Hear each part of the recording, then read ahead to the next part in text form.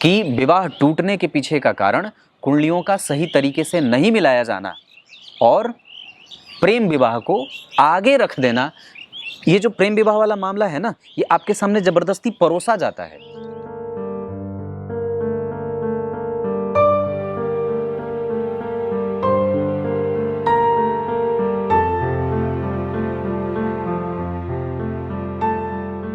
प्रिय दर्शकों, नमस्कार। एक बार फिर से उपस्थित हूँ आप सबके सामने सोमवार के कार्यक्रम में। आज मैं आपका ध्यान नवमांश कुंडली पे लेके आने वाला हूँ। नवमांश कुंडली आप अपने, अगर हो सके तो आप जहाँ कहीं भी बैठे हैं, एक कागज़ रख लीजिए और एक उस पर नवमांश चक्र बना लीजिए। मतलब जैसे लग्न चक्र बनता है वैसे ही।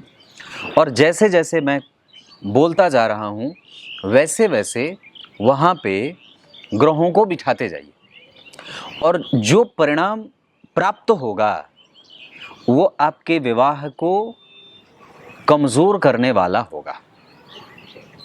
इसमें ये भी बताएंगे कि कब कौन सी स्थिति ग्रहों की बनती है, तो जातक अपने विवाह को बचाने की पूरी कोशिश और पूरी जद्दोजहद में लगा रहता है, पर फिर भी वो सफल लगभग ना के बराबर होता है। आइए शुरू करते हैं आज का कार्यक्रम। कहीं नहीं जाना है, बिल्कुल बन के रहिएगा। नवमांश कुंडली, कई बार लोग ये कहते हैं कि ये विवाह के बाद एक्टिव होती है, जबकि ऐसा बिल्कुल ही सत्य नहीं है। नवमांश कुंडली को लग्न कुंडली का बीज कहा जाता है। उसकी पूंजी है, वो उसकी थाती है, जो आप स्वीकार करते हैं, जो आप दूसरों के द्वारा स्वीकृत हैं, जो आपका व्यवहार है, जो आपका स्वभाव है, जो आपका ज्ञान गुण धर्म है, वो कितना पुष्टित है, वो कितना एक्सलेंस है। ये सारी बातें नवमांश कुंडली से ही पता चलती हैं। नवमांश कुंडली को मैंने कई बार अपने कुंडली विश्लेषण के कार्यक्रम में बीज कुंडली कहा है, और ये वस्तुतः लग्न कुंडली को पुष्टित करती है, लग्न कुंडली को प्रमाणित करती है कि हाँ, लग्न कुंडली इतनी अच्छी बनेगी। जैसे आपने परीक्षा पे कॉपी पे लिख दिया और वो आपके परिणाम आपके ज्ञान को प्रमाणित करते हैं ना कि भाई आपने इतना अंक पाया है, मतलब ये व्यक्ति इतना ज्ञान से परिपूरित है। ठीक वैसे ही लग्न कुंडली में जो ग्रह बैठ गए, अगर वो नवमांश कुंडली में कमज़ोर बैठ रहे हैं तो इसका अर्थ होगा भगवान कि वो आपको प्रमाणित नहीं कर रही है। और अगर लग्न कुंडली में कोई ग्रह कमज़ोर बैठा है और नवमांश कुंडली में वो मजबूत बैठा है, इसका अर्थ है कि वो लग्न कुंडली को प्रमाणित कर रही है कि हाँ, मैं ठीक हूँ और मुझे अच्छा परिणाम इस जातक को इसके जीवन में देना है। बात करते हैं शुरू कि जब कभी भी नवमांश कुंडली के लग्न के अधिपति आपके जो भी बनते हों, या मान लीजिए लग्न कुंडली को आप 3 नंबर से बना लीजिए, 4 नंबर से 5 नंबर से, जो कुछ भी लग्न बनाना हो नवमांश कुंडली के, लग्नेश को 12 में बिठा दीजिए, 12वें भाव के अधिपति को द्वितीय भाव में बिठा दीजिए, जन्म कुंडली के दूसरे भाव में, मतलब नवमांश चक्र के दूसरे भाव में शनि और राहु को बिठा दीजिए, या शनि या मंगल को बिठा दीजिए। चाहे किसी भी लग्न की कुंडली हो, किसी भी लग्न की कुंडली में जैसे जैसे मैं ग्रहों को बिठा रहा हूं, आप वैसे वैसे बिठाते जाइए। तो नवमांश कुंडली में क्या बिठाया? लग्न के अधिपति को 12वें भाव में बिठा दिया, 12वें भाव के अधिपति को लग्न में बिठा दिया, द्वितीय भाव में शनि के साथ राहु को, या मंगल के साथ राहु को, या शनि के साथ मंगल को बिठा दिया। और नवमांश कुंडली के पंचम भाव पे आपने या तो फिर शनि राहु को बिठा दिया, या तो मंगल राहु को बिठा दिया, या सूर्य चंद्रमा को बिठा दिया, या फिर गुरु और राहु को बिठा दिया। तो पंचम भाव में इन्हें बिठा दिया। और जन्म कुंडली के नवमांश चक्र के सप्तम भाव पे किसी भी ग्रह की दृष्टि नहीं डाली, मतलब कुछ ऐसी स्थिति में गुरु को बिठा दिए कि गुरु सप्तम भाव को नहीं देख रहे हैं, तो गुरु अष्टम में बैठ गए, या फिर जन्म कुंडली के 6वें में बैठ गए। तो ऐसी स्थिति में गुरु की दृष्टि कभी भी सप्तम भाव पे नहीं जाएगी और ना ही लग्न पे जाएगी। तो क्या स्थिति बनी? 12वें के अधिपति लग्न में, लग्न के अधिपति 12 में, द्वितीय भाव में सारे के सारे पापक ग्रह, पंचम भाव में सारे के सारे पापक ग्रह या 1-2 अधिक पापक ग्रह। जन्म कुंडली के सप्तम भाव पे गुरु की दृष्टि नहीं डाली और नवांश कुंडली के सप्तम भाव के बाद अष्टम भाव में बुध राहु को बिठा दिया, या शनि बुध को बिठा दिया, या चंद्रमा सूर्य को बिठा दिया, या गुरु केतु को बिठा दिया, या गुरु राहु को बिठा दिया, मतलब यहाँ भी एक खराब कॉम्बिनेशन बन गया।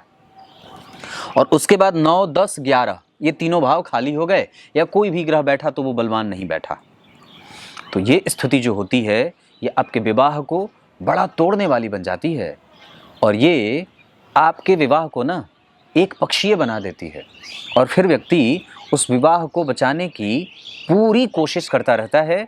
और इतना ही नहीं, ये जो द्वितीय भाव है ये विवाह के लॉन्जिविटी को दिखाता है, ये आगे बढ़ने ही नहीं देता है, आपके संघर्ष को बढ़ा देते हैं ये।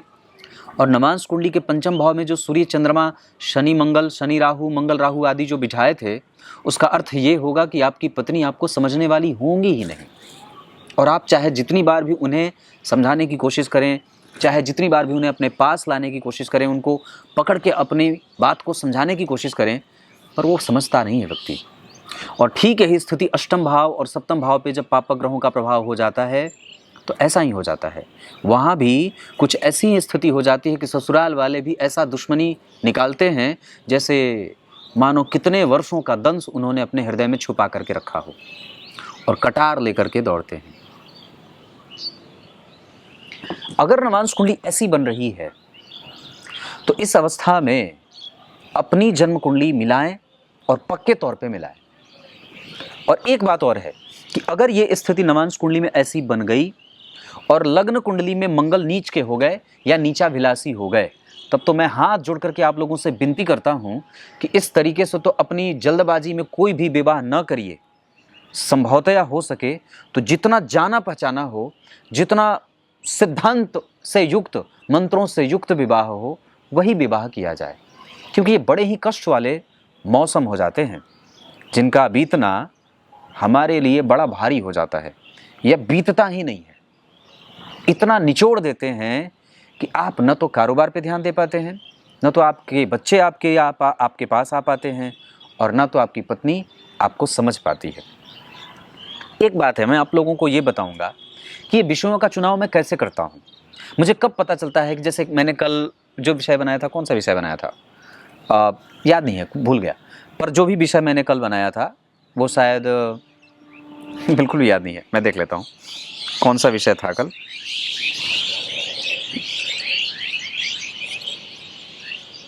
कल तो फ्री कुंडली वाली था ना, वाला वीडियो था ना, तो फ्री कुंडली वाला। तो उसके पहले मैंने शायद शनि के बारे में बताया था। ये विषयों का चुनाव मैं कैसे करता हूँ, मैं दिन भर जो कुंडलियाँ देखता हूँ और वहाँ से जो मुझे प्रश्न जिस तरीके के सबसे ज़्यादा आते हैं उसी विषय को उठा करके मैं वीडियो में बना देता हूँ, और फिर आप लोगों को ये समझाने की कोशिश करता हूँ कि ये मानव जीवन समस्याओं से तो चलो घिरा ही है, पर हमारी आंतरिक सूझबूझ हमारी समस्या से कई बार हमें दूर ले जा करके पटक देती है। मतलब ये ठीक हो जाता है, हमें बहुत ज़्यादा चोट नहीं लगती है, लेकिन अगर हम उसको नहीं समझते हैं, उसका ध्यान नहीं रखते हैं, तो कई बार वो हमारे लिए बड़ी भारी मुसीबत बन जाती है।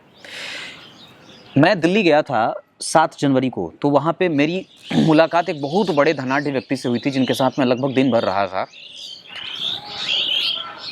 उन्होंने एक बात मुझे कही कि पंडित जी, विवाह के सबसे ज़्यादा मामले तलाक के हैं, करीब करोड़ों में हैं, जितने भी मामले हैं विवाह के हैं, और ये सारे लगभग प्रेम विवाह वाले हैं। और वो व्यक्ति कोई ऐसा जिसके पास 1000 करोड़ की संपत्ति थी, मैं उसके पास की बात कर रहा हूँ, है ना। वो ये बात कहता, अपने बच्चे की कुंडली मिलाने के लिए उन्होंने मुझे अपने घर पे बुलाया था और मुझसे एक दिन पूरा हम लोग साथ में बैठे थे। उनका ये अनुभव था कि विवाह टूटने के पीछे का कारण कुंडलियों का सही तरीके से नहीं मिलाया जाना और प्रेम विवाह को आगे रख देना। ये जो प्रेम विवाह वाला मामला है ना, ये आपके सामने ज़बरदस्ती परोसा जाता है, दूसरों को देख करके पश्चिमी सभ्यता के प्रभाव में आकर के हम ये चीज़ अपना रहे हैं। ठीक वैसे ही जैसे हमारे पूर्वज घी से अपना काम चलाते थे और घी खा करके अपने मजबूती अपने शरीर को देते थे, लेकिन अब हम रिफाइन के चपेट में आ गए हैं और ये ज़बरदस्ती हमारे सामने प्रचार के द्वारा परोसा गया है। वैसे ही ये प्रेम विवाह का जो मामला है, इसमें वर्ण संकरता, वर्ण बिल्कुल रहे ही नहीं, सब संकरित हो जाएं, मूल फल मिले ही नहीं, संकरित फल हमारे सामने हो, मूल नेचर उसका रहे ही नहीं। इस वजह से ये जो है वो इसको नेस्तनाबूद करने के लिए हमारे सनातन परंपरा को कमज़ोर और नष्ट भ्रष्ट करने के लिए ये प्रेम विवाह का चलन किया गया और इसके कुचक्र में हम सभी लोग फंस रहे हैं, है ना। इस वजह से बहुत सावधान होना चाहिए। कुछ इसी तरीके से आज के इस कार्यक्रम का समापन करते हैं। तब तक के लिए बहुत बहुत नमस्कार।